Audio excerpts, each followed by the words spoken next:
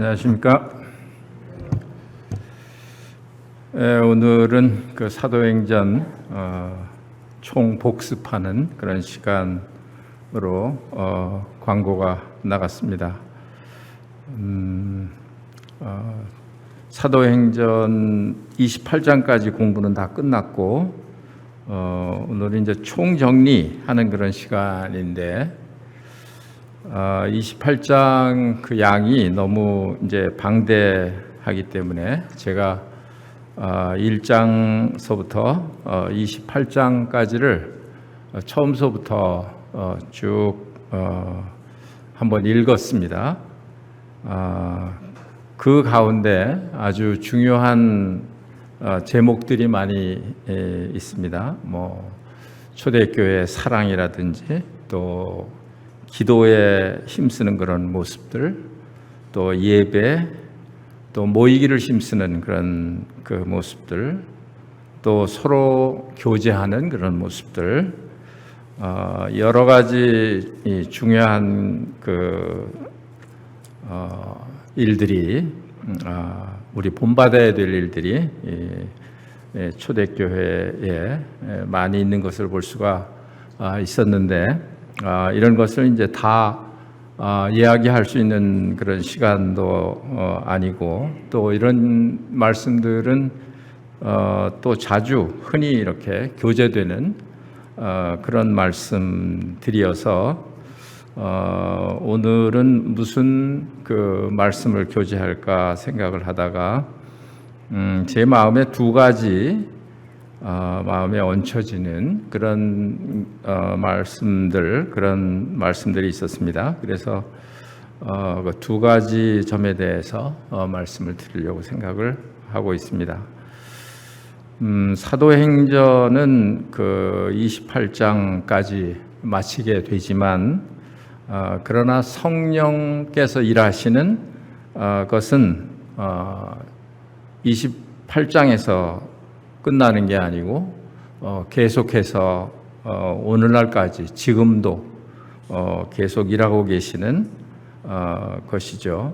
네, 사도들의 행적은 이제 끝났지만 그러나 아직도 이 사도행전의 그 성령의 역사는 아직도 지금까지도 계속되고 있는 것을 우리가 잘 알고 있습니다. 그래서 그 사도행전에 나타나 있는 그런 교회의 모습들, 이런 모습들이 우리가 굉장히 흠모하고 본받아야 되는 그런 그 것들이 많이 있는데 사실은 그 사도행전에 있는 교회하고 현재 시대에 있는 교회하고의 그 모습은 엄청난 그런 차이를 우리가 보고 있기 때문에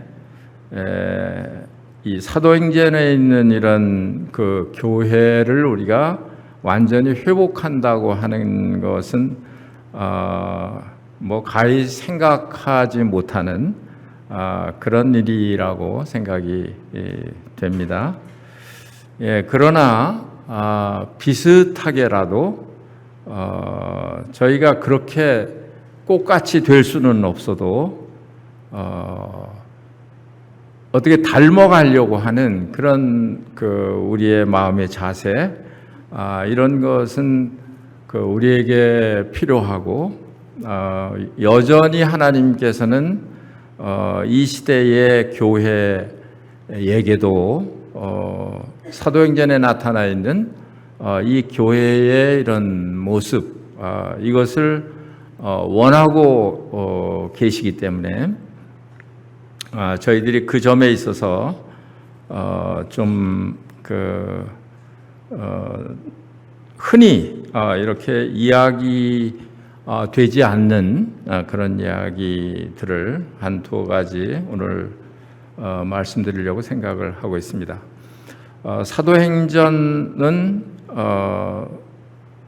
말 그대로 사도들의 행적을 기록한 그런 책이고 그 앞에 나오는 복음서는 예수님의 행적을 기록한 그런 책입니다. 그러니까 복음서에서 하나님께서 하나님의 뜻을 따라서 인간을 구원하기 위한 그런 모든 그 준비, 그런 일들을 예수 그리스도를 통해서 다 이루어 놓으시고, 그 다음에 사도행전에서는 그것을 어떻게 모든 사람에게 그것이 전파되느냐, 그리고 교회가 세워지는 이런 이야기들로 사도행전은 꾸며져 있습니다.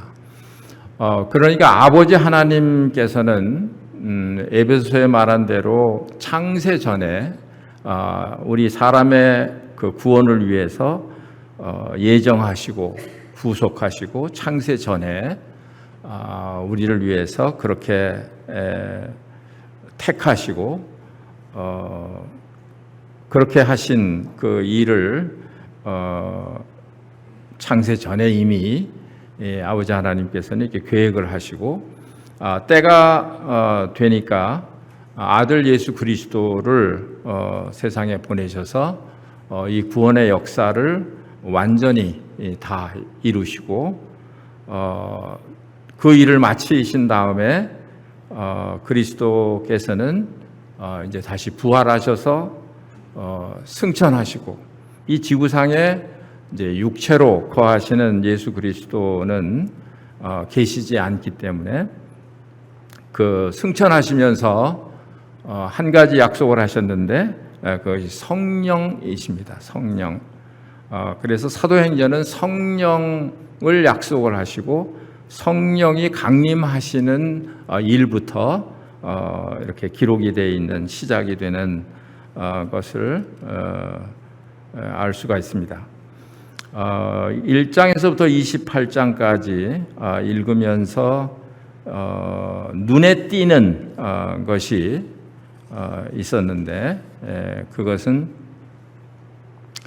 그 사도들이 전한 메시지였습니다. 사도들이 전하는 말씀, 사도들이 전한 그 말씀은 어떤 그런 말씀이었는가 하는 것입니다. 그런데 생각보다 굉장히 단순했습니다.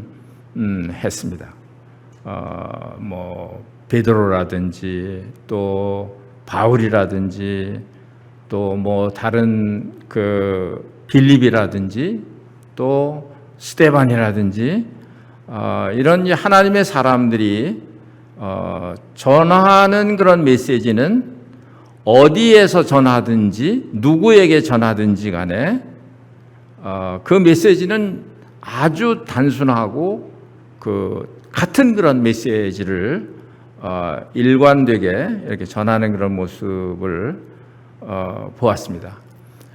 우리가 지금 강단에서 설교하는 것처럼 설교하는 것하고는 이렇게 차이가 좀 많이 있는 그런 것을 느끼게 되었는데 그 사도들이 전한 그 메시지는 예수 그리스도에 관한 것이었습니다. 그게 전부였어요.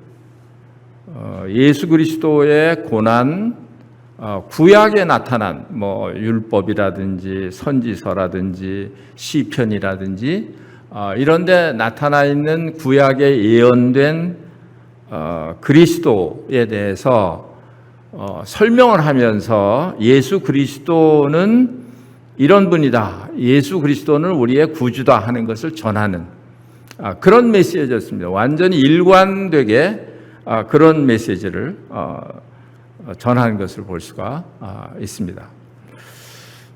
그것을 보면서 지금 이 시대에 우리가 이 강단에서나 또 아니면 개인적으로나 말씀을 전하는 이런 말씀들이 과연 초대교회 때 사도들과 그 성도들이 했던 그런 말씀, 그런 모습, 그런 모습을 우리가 가지고 있나 이런 것은 이제 생각을 하게 되었는데 제 나름대로는 좀 차이가 많이 있지 않았나 하는 생각이 들고 이 오늘날의 그런 그 설교, 말하자면 전해지는 메시지, 이런 메시지가 사도행전에 나타나 있는 이 메시지보다는 훨씬 더 지식적이고 더 어떤 그 많은 그런 그 그리스도가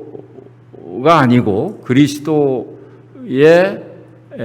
주위에 이런 다른 것들이 많이 첨가가 돼서 이렇게 전해지고 있는 그런 현실이 아닌가 하는 생각을 하게 되었습니다.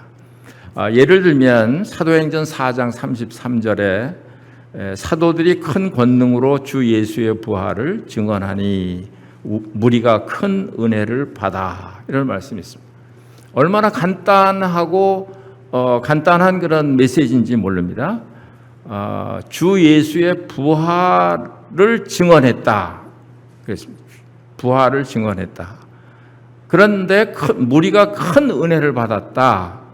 그렇게 기록을 하고 있습니다. 그렇다면 어디에 문제가 있는 것일까?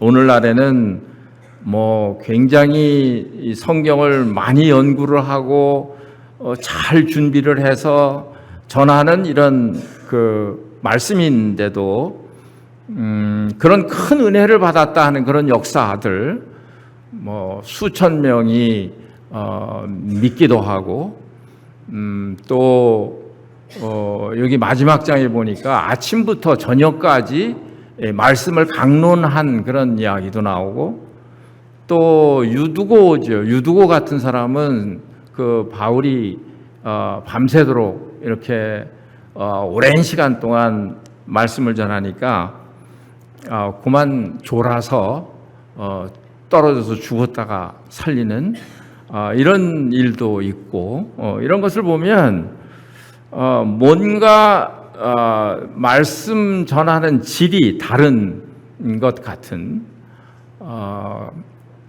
오늘 우리는 이제 저는 말씀이 적어도 몇 시까지?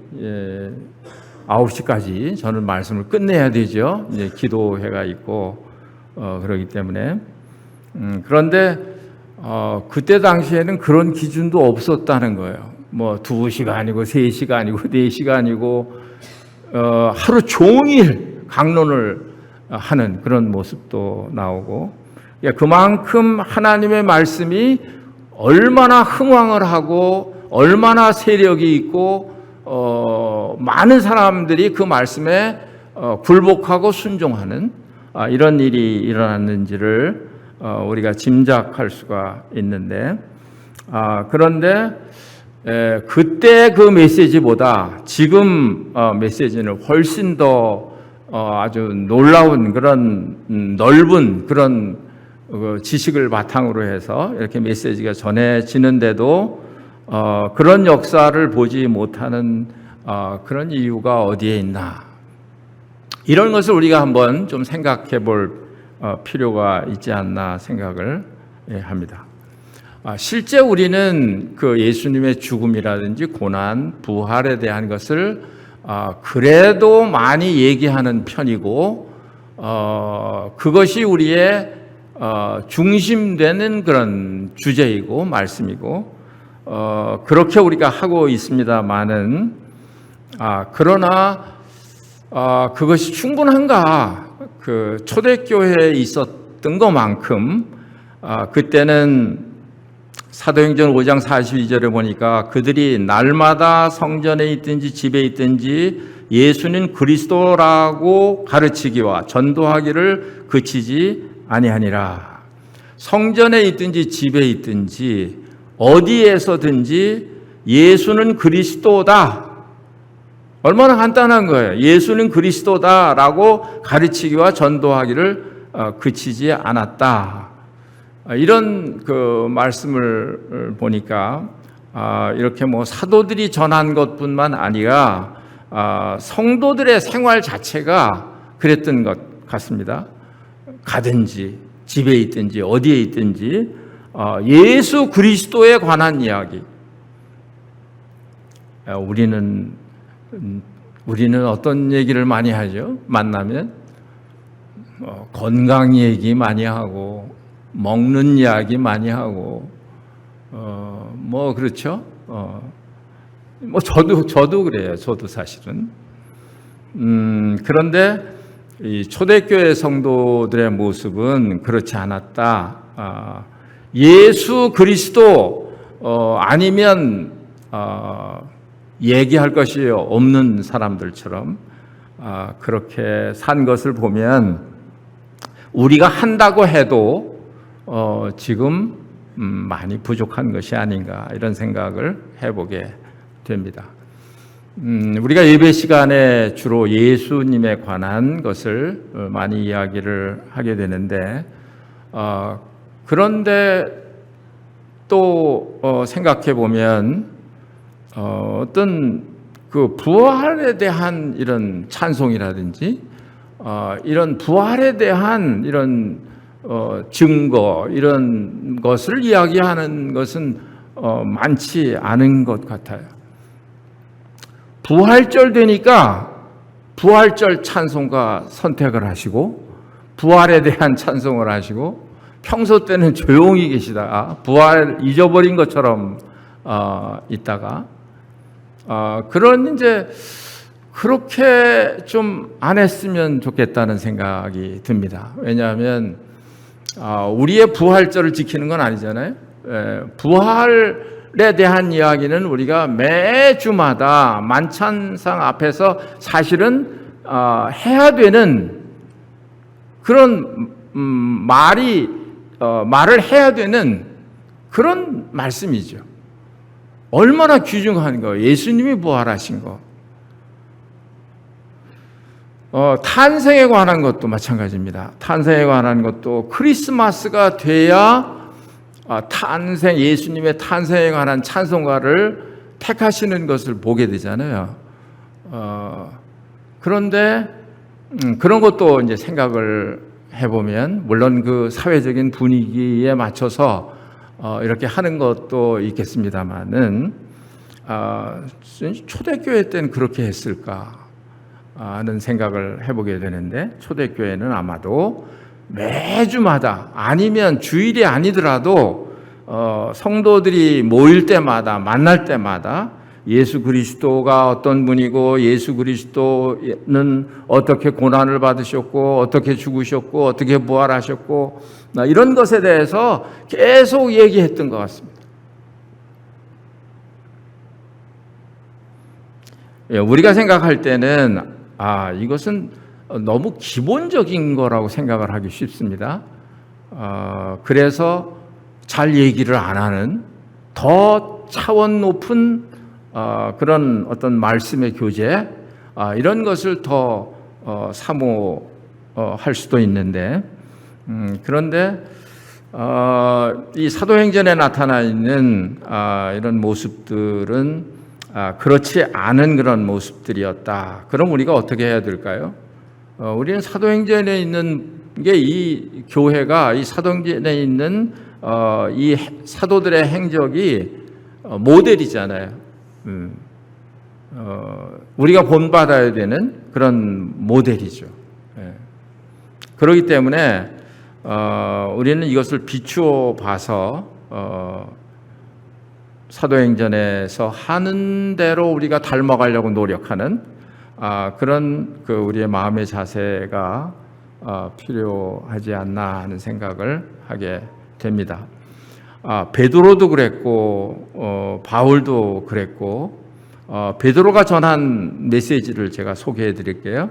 5장 30절 31절에 보면 너희가 나무에 달아 죽인 예수를 우리 조상의 하나님이 살리시고 이스라엘에게 회개함과 죄사함을 주시려고 그를 오른손으로 높이사 임금과 구주로 삼으셨느니라. 이게 베드로가 전한 메시지의 전부였습니다. 그런 줄거리였어요. 또 빌립은 어떻게 말씀을 전했습니까?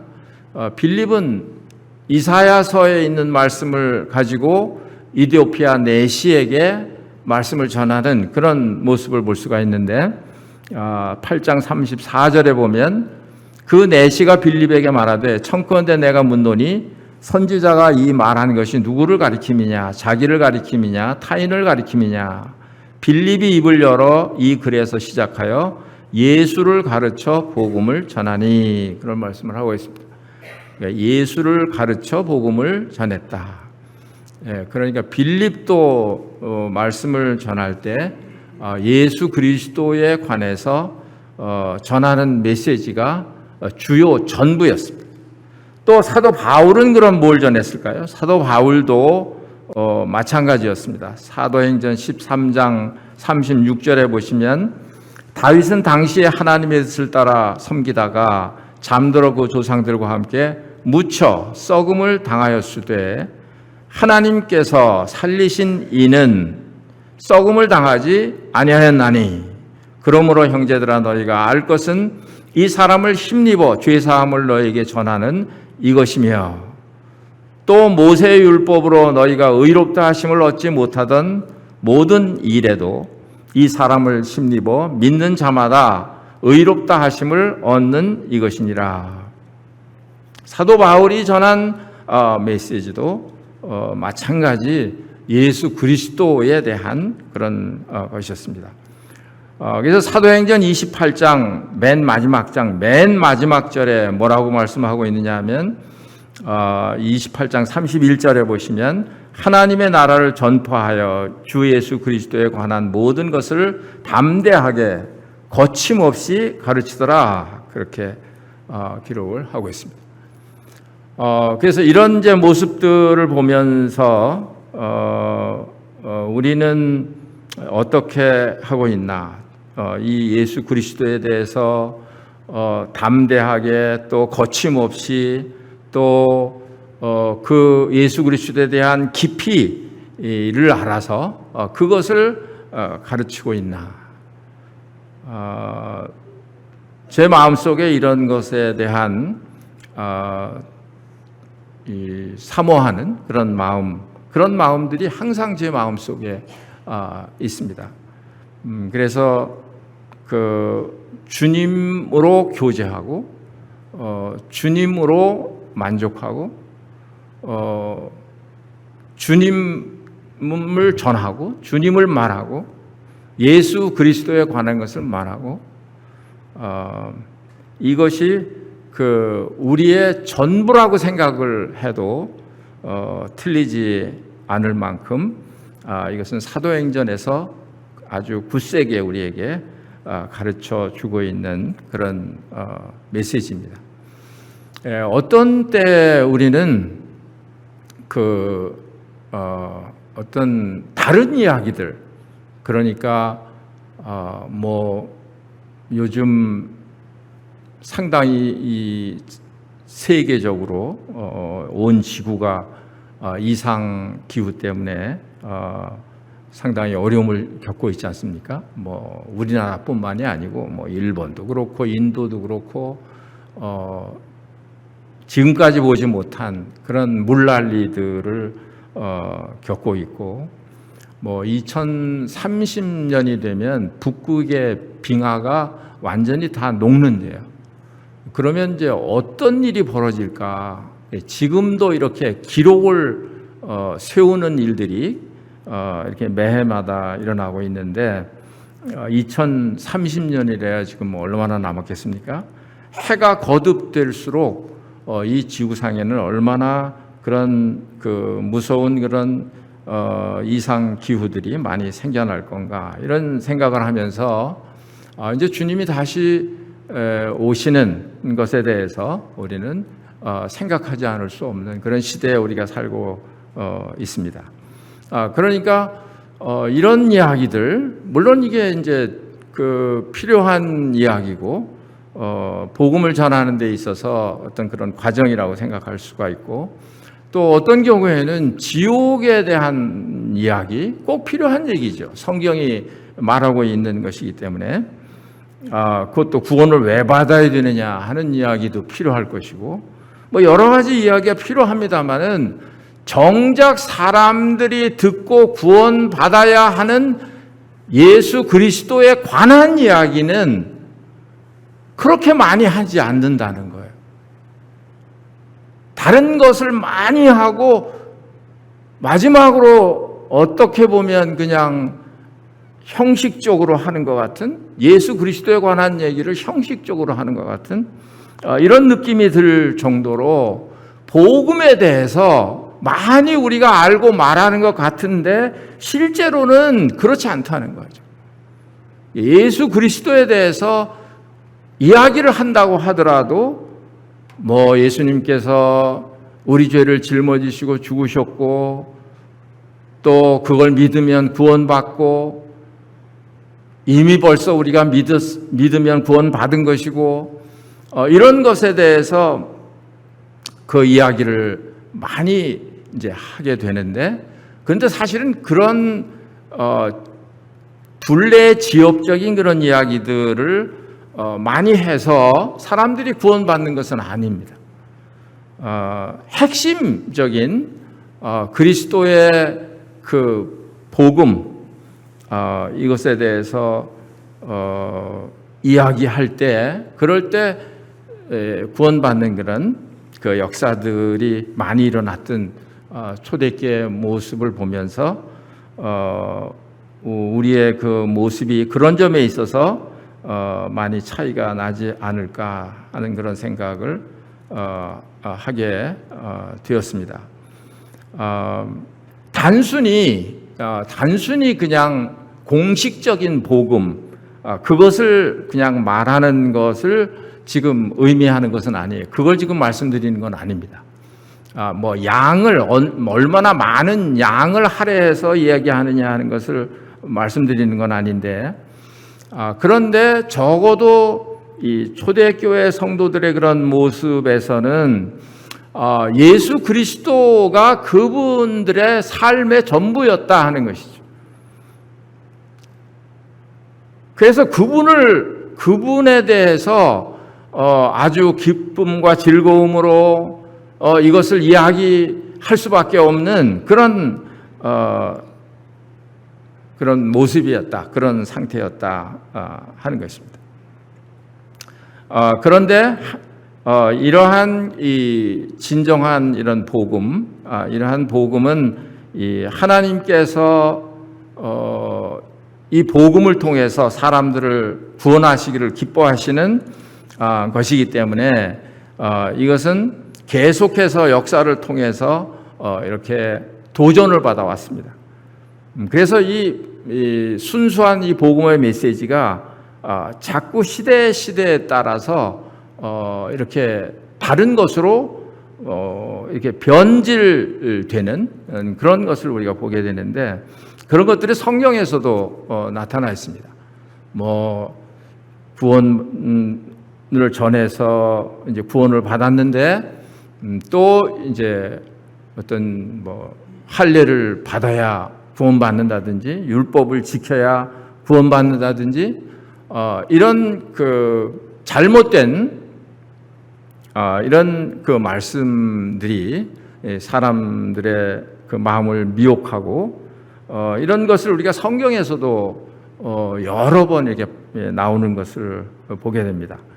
그러니까 이 구원 얻는 예수 그리스도에 관한 이 말씀은 이것이 아마 매우 중요한 금 같은 그런 말씀이기 때문에 이것을 흡사하게 이렇게 가짜를 만들고 그럴싸한 것을 이렇게 덧붙여서 말씀을 왜곡하게 하고 이런 이제 도전을 많이 받게 되는 것을 보게 되는데, 머지않아서 지금 그 사도행전에서는 그 아주 순수한 그런 간단하면서도 정확한 사람들이 들었을 때 구원 받을 수밖에 없는 그런 그 메시지가 사도행전에서는 전해지고 있지만, 그러나 이제 고린도서에 가 보면 그런 것이 도전을 받는 그런 이제 장면을 우리가 볼 수가 있습니다. 고린도전서 1장을 한번 가셔서 함께 보시면 좋겠습니다. 1장 17절 1장 17절 말씀해 보시면 그리스도께서 나를 보내심은 세례를 베풀게 하려 하심이 아니요 오직 복음을 전하게 하려 하심이로되 말의 지혜로 하지 아니함은 그리스도의 십자가가 헛되지 않게 하려 함이라. 그래서 사람들이 점점 이 하나님의 말씀을 전하는 데 있어서 지혜를 사용하기 시작을 했습니다. 왜 그럴까요? 사람들이 그런 말을 듣기를 좋아하니까. 그러니까 어떻게 하면 사람들에게 듣기 좋은 그런 이야기를 할까? 여기에 이제 초점을 맞추기 때문에 지혜로운 그런 말을 해서 사람들이 잘 듣도록 좋아하게 이렇게 하는데 그 마음을 쓰기 때문에 지혜롭게 얘기하는데 치중하기 시작을 했습니다. 그런데 18절에 보니까 십자가의 도가 멸망하는 자들에게는 미련한 것이요 구원을 받는 우리에게는 하나님의 능력이라. 사실은 하나님의 말씀, 복음을 전하는 것은 사정하는 게 아니잖아요. 무슨 설득하는 게 아니에요. 그러니까 멸망하는 사람들은 그 말씀을 받아들이지 않는 거고 또 구원을 받는 자들에게는 이 십자가의 도가 하나님의 능력이고 그러니까 멸망하는 자들에게 이 복음이 맞춰져서 그들이 듣기 좋은 이야기를 할 필요는 없다는 것이죠. 그래서 하나님의 말씀은 그냥 선포하는 것이죠. 그래서 이 선포하는 하나님의 말씀에 받는 사람은 구원을 얻을 것이고 받지 않는 사람은 멸망을 할 것이고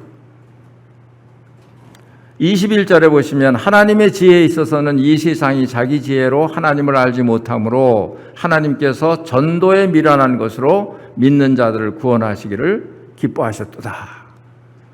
그러니까 어떻게 보면 이 예수 그리스도를 전하는 것은 미련하게 지혜롭게가 아니라 미련하게 여기 말씀한 것처럼 그렇게 사람들에게 보일 수 있다 하는 것이죠. 22절에는 유대인은 표적을 구하고 이제 저 말 그만 듣고 싶어. 예수에 관한 말 그만 듣고 싶어. 우리에게 표적을 보여달라. 유대인들이 그렇게 요구를 하는 거예요. 헬라인은 지혜를 찾으나 헬라인은 아주 그 지혜로 유명한 그런 역사를 가지고 있지 않습니까? 지혜를 찾고 23절에 우리는 십자가에 못 박힌 그리스도를 전하니 유대인에게는 거리끼는 것이요 이방인에게는 미련한 것이로되 오직 부르심을 받은 자들에게는 유대인이나 헬라인이나 그리스도는 하나님의 능력이요 하나님의 지혜니라.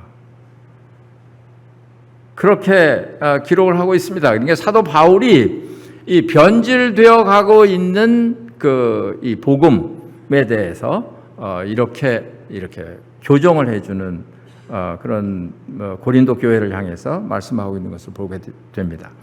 30절에 보시면 너희는 하나님으로부터 나서 그리스도 예수 안에 있고 예수는 하나님으로부터 나와서 우리에게 지혜와 의로움과 거룩함과 구원함이 되셨으니 기록된 바 자랑하는 자는 주 안에서 자랑하라 함과 같게 하려 함이라. 그러니까 예수 그리스도 한 분으로 우리가 모든 것이 되는 것이에요. 예수 그리스도가 우리의 모든 것이 되시는 그런 분이시라는 거예요.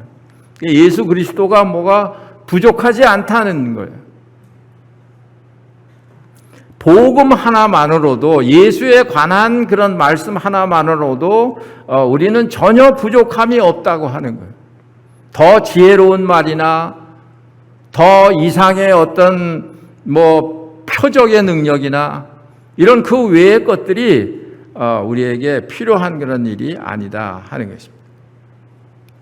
그러니까 사람들은 이 순수한 그 사도행전에서 전해졌던 이런 복음에 대해서 말씀을 혼잡하게 한다 그랬습니다. 고린도 후서에서 사도 바울이 그걸 지적을 하고 있습니다.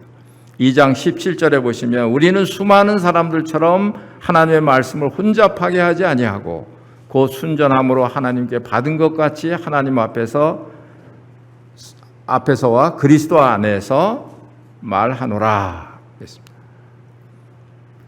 어떤 분이 그런 말을 하잖아요. 그리스도의 십자가, 그리스도가 빠진 그런 그 말씀은 그것은 하나님의 말씀이 아니다. 그만큼 우리가 전하는 그런 메시지의 중심이 예수 그리스도이어야 한다 하는 것이죠. 왜냐하면 성경 전체가 가르치고 있는 그 메시지가 그리스도이기 때문에 그렇습니다.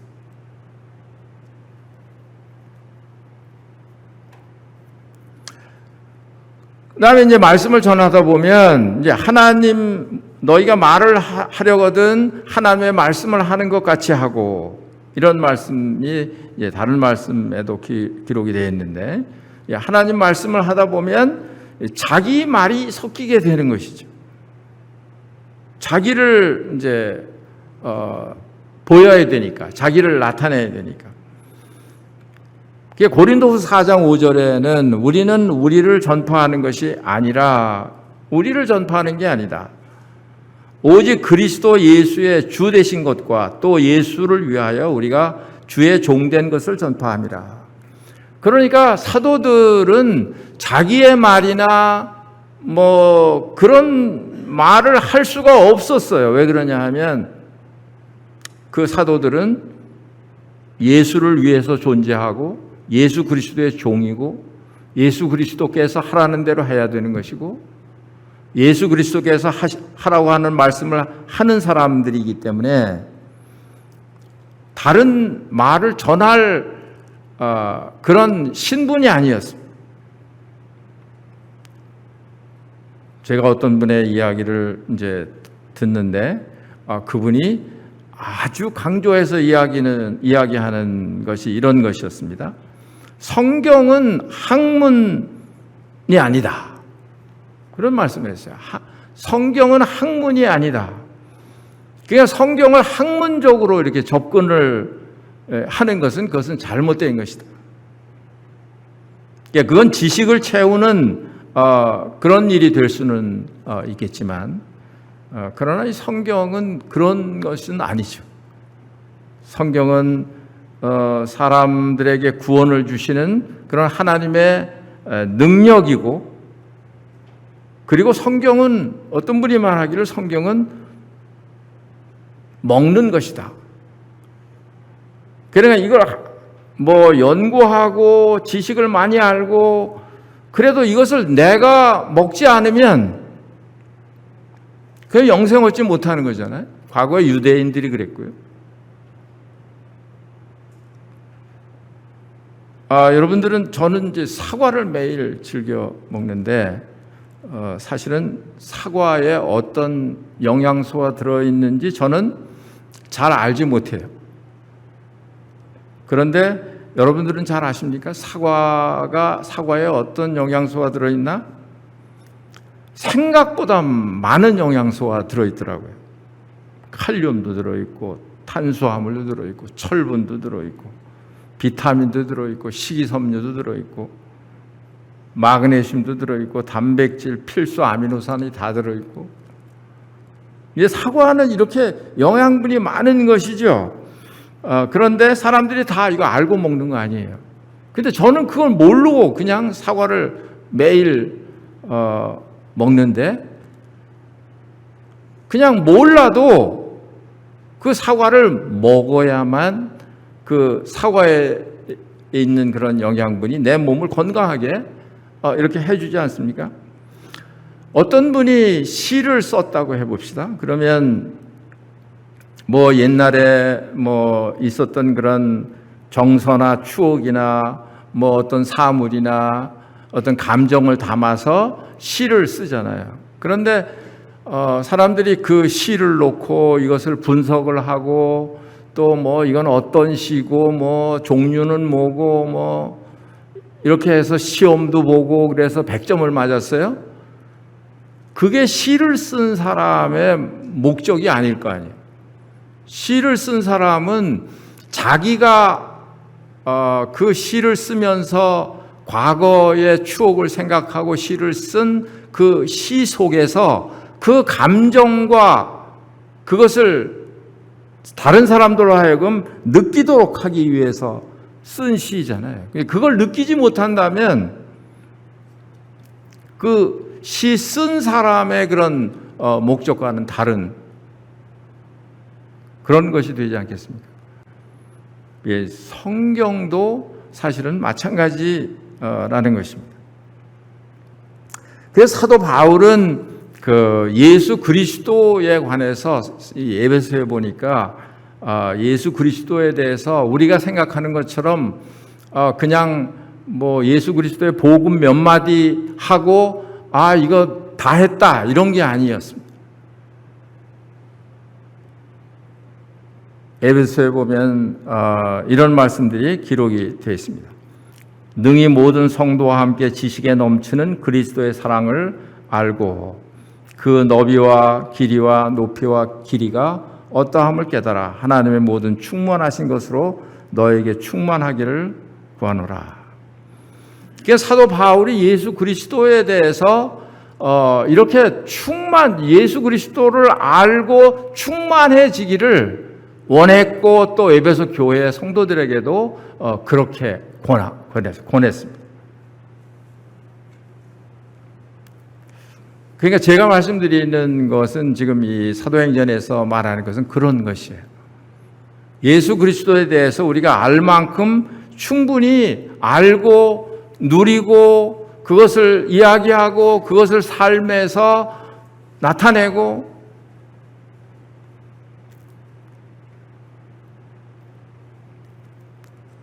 잘못하면 예수 그리스도의 이 말씀이 관한 말씀이 뭔가 부족한 것처럼 거기에다가 여러 가지 그 말을 붙여서 그것을 이게 강조하는 그런 것을 보게 되는데 결국은 그것은 그 그리스도의 십자가와 역행을 하는 것이 되는 것이죠. 결국은 행위주의로 빠지게 되고 결국은 율법주의로 빠지게 되고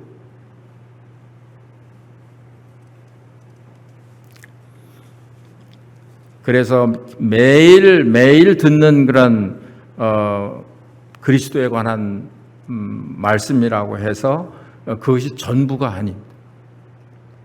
여러분과 제가 매주마다 예배를 드리고 있잖아요. 근데 매주마다 예배를 드려도 뭔가 아쉬운 거죠. 사실은 말 자체는 가만히 생각을 해보면 매주마다 다 똑같은 말, 비슷한 말.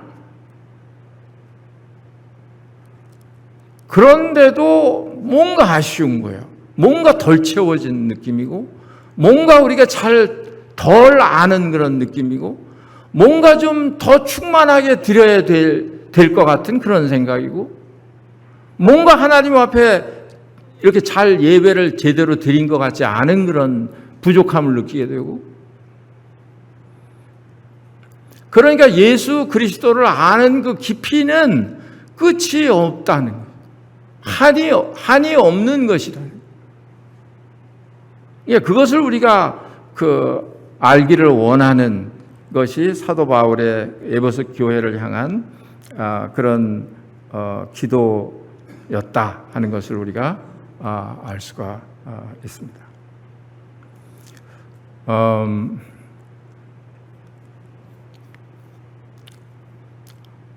두 가지 말씀드린다고 했죠. 한 가지는 이 그리스도에 관한 것.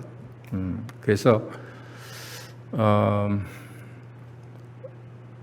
우리 교회가 사도행전에 있는 교회의 모습을 닮아가기를 원한다고 한다면 우리는 이 그리스도에 관한 이런 말씀에 대해서 이렇게 소홀하게 생각을 하지 않아야 한다 하는 것이고, 그 깊이에 대해서, 그 넓이에 대해서 우리가 더 알아서 그것을 나눌 때 우리는 그 안에서 더 풍성한 그리스도를 우리가 경험할 수 있다 하는 것이고요. 그게 이제 첫 번째 사도행전에서 느껴졌던 것이고, 그 다음에 두 번째로는 그 사도행전은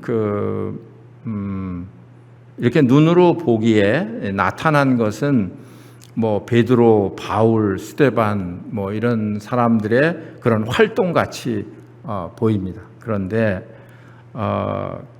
깊이 들여다 보면 사실은 베드로나 바울이나 스데반이나 이런 사람들은 그냥 쓰임만 받은 거예요. 그냥 도구로 쓰임만 받은 거예요. 실제 일은 누가 하셨느냐 하면 누가 하셨을까요? 성령께서 하신 거예요. 그러니까 이것을 성령의 역사, 성령의 행전이다 이렇게 말하는 것은 전혀 이상한 것이 아닙니다. 그래서 제자들이 예수님이 승천하신 다음에 지상에 부활하신 다음에 승천하시고 그 다음에 제자들에게 예수님께서 기다리라고 그랬습니다. 그러니까 3년 동안이나 제자들이 예수님을 따라다니면서 배우고 그렇지 않았습니까? 또 예수님을 알고 그래서 주는 그리스도 살아계신 하나님의 아들이라고 고백도 하고 이렇게 했으면 예수님에 대해서 다 아는 거잖아요. 그런데도 예수님은 그 사도행전에서 성령이 임할 때까지 기다리라 그 말씀을 하신 거죠. 왜냐하면 제자들로서는 그 그리스도를 전파하는 일에 있어서 충분하지 않기 때문에 할 수 없는 것을 아시기 때문에 성령이 아니시면 그렇게 할 수 없는 것을 아시기 때문에 그렇게 입으로 고백하고 그랬는데도 예수님이 잡혀갈 때 예수님 부인하고 저주하고 이렇게 연약했잖아요.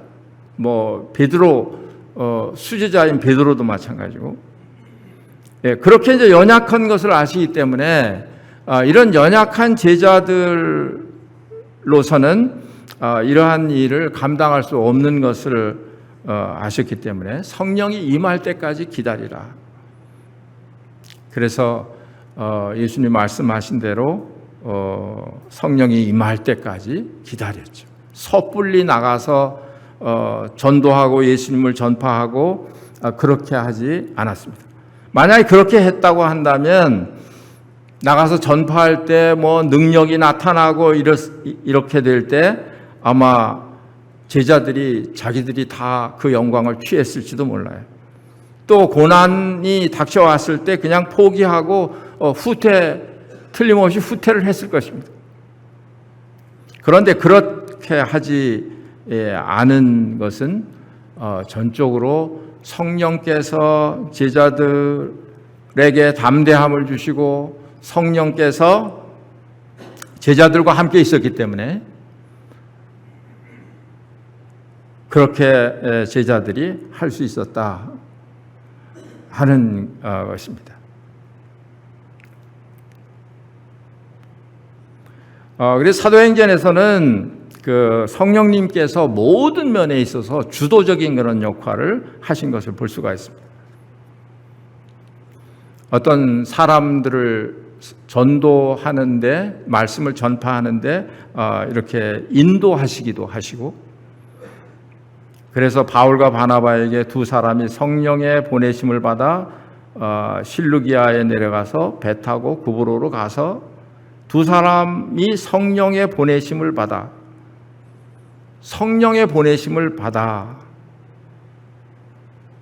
또 어떤 때는 사도행전 16장 6절에 보면 성령이 아시아에서 말씀을 전하지 못하게 하셨다 그럴 때도 있었어요.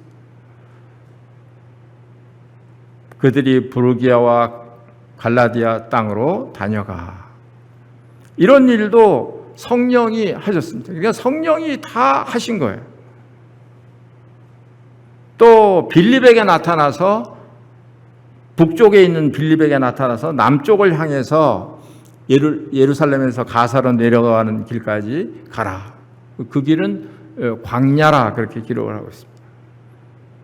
아마 이 빌립의 마음속에는 그런 북쪽에서 남쪽까지 광야에 아무도 없는데 내려가려고 하는 그런 마음은 전혀 갖질 않았을 것입니다. 그런데 주의 사자가 성령이 나타나셔서 그렇게 빌립에게 지시하신 그런 모습을 우리가 보게 될 때 이 사도행전에서는 성령께서 아주 주도적인 그런 역할을 했던 것을 볼 수가 있습니다.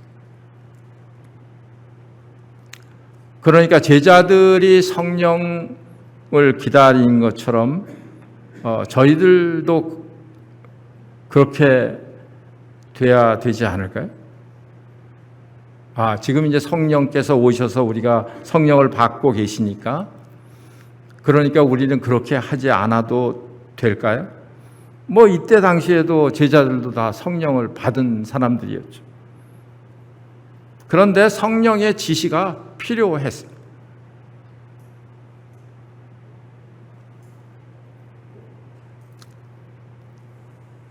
그래서 그냥 마구잡이로 열심히 뭘 다녀야만 하는 것은 아닌 것 같아요. 어떤 경우에는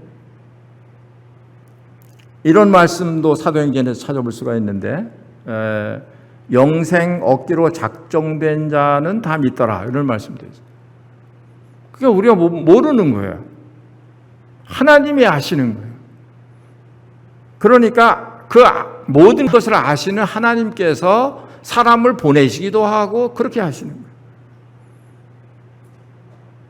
또 어떤 경우에 18장에서는 이 성중에 내 백성이 많다 그런 말씀을 하고 있습니다. 구원받을 사람이 많다 이런 말씀을 하고 있어요. 그래서 하나님께서 필요한 대로 사람들을 그곳에 보내시는 거예요. 또 다른 데서는 구원 얻을 믿음이 있는 것을 보시고 또 이런 말씀도 하고 계세요. 그러니까 이 성령님은 이 같은 성령님께서 오늘날에도 마찬가지로 우리에게 그렇게 우리를 인도하시고 이끄시기를 원하신다 하는 것입니다. 근데 우리는 조급하죠. 기다리지 못하고 하나님의 그런 인도하심을 기다리지 못하고 성급하고 조급하고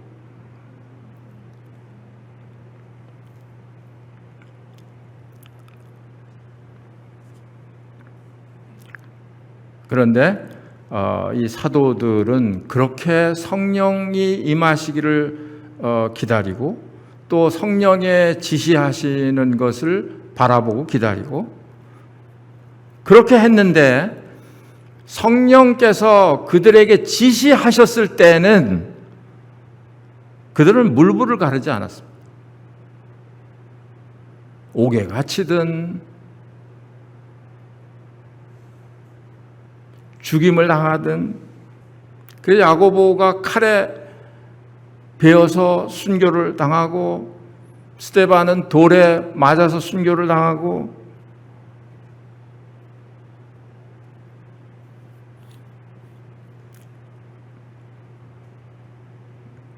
그렇게 하나님께서 사도들에게 지시가 떨어지면 인도하심이 떨어지면 그러면 그 일을 준행하는 일에 있어서 주저함이 없었어요.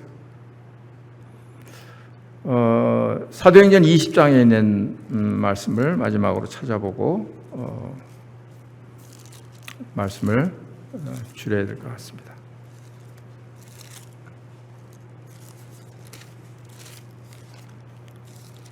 사도행전 20장 22절 말씀에 보면 보라 이제 나는 성령에 매어 예루살렘으로 가는데 거기서 무슨 일을 당하는지 알지 못하노라. 오직 성령이 각 성에서 내게 증언하여 결박과 환난이 나를 기다린다 하시나. 그러니까 사도 바울에게 성령이 나타나셔서 이제 예루살렘으로 올라가면 이런 그 환난이 이런 핍박이 있을 것에 대해서 성령께서 이미 말씀을 하셨습니다. 이미 알려주셨어요. 그럼에도 불구하고 사도 바울은 예루살렘으로 가는 그런 결심을 굽히지 않았어요.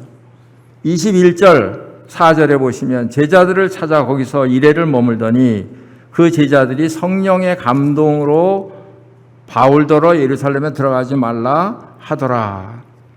아마 사도 바울이 이 말을 듣고 나서 이게 내 사랑하는 제자들이 성령의 감동을 받아서 올라가지 말라고 하는데 이것은 올라가지 말아야 되는가 보다 하고 충분히 타협할 수 있는 그런 상황이에요. 성령의 감동으로 말하는데요. 또 여기 보니까 9절에 보시면 그에게 딸 넷이 있으니 빌립을 말하는 겁니다. 처녀로 예언하는 자라. 여러 날 머물러 있더니 아가보라 하는 한 선지자가 유대로부터 내려와 우리에게 와서 바울의 띠를 가져다가 자기 수족을 잡아매고 말하기를 성령이 말씀하시되 예루살렘에서 유대인들이 이같이 이 띠 임자를 결박하여 이방인의 손에 넘겨주리라 하거늘. 아가보라 하는 선지자가 이렇게 예루살렘에 올라가면 이런 박해를 받을 것이라 하는 것을 이렇게 예언을 하고 있는 것입니다. 여기도 성령이 말씀하시되 그랬어요.